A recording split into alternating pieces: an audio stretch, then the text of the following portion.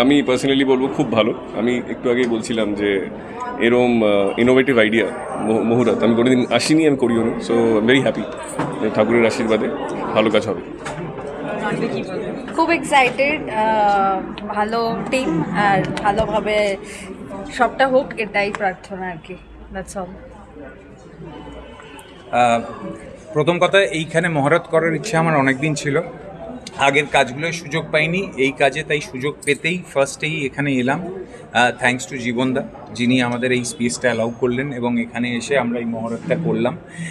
মায়ের সামনে মহরত করে শুরু করছি কাজ, আশা করছি ভালো হবে। তাই নাম দেবী, দেবীর সামনে মহরত। হ্যাঁ, মানে মহরতটা আসলে আমাদের একটা পুরনো কনসেপ্ট, এখনকার ফিল্মে আর খুব একটা দেখাই যায় না। আমাদের খুব কম কিছু পুরনো প্রযোজক আছেন যারা এখনো এটা বজায় রেখেছে। সেটাকে আজকে বহুদিন পর রিলিভ করলাম, আর অঞ্জলি টঞ্জলি দিয়ে বেশ একটা অষ্টমীর সকাল ফিল হয়েছে, তো সেটা খুব ভালো লাগছে।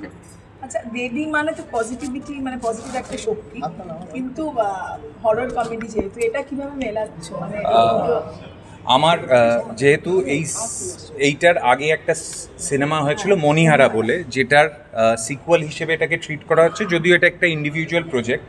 তো মণিহারায় একটা ডায়ালগ ছিল, পেতনি কথার অর্থ হচ্ছে যে প্রেত বাসিনী, কিন্তু সেইটাকে আমরা মানুষরা করে দিয়েছি একটা স্ল্যাং হিসেবে ইউজ, যে মেয়েদের পেতনি আখ্যা দেওয়া হয়।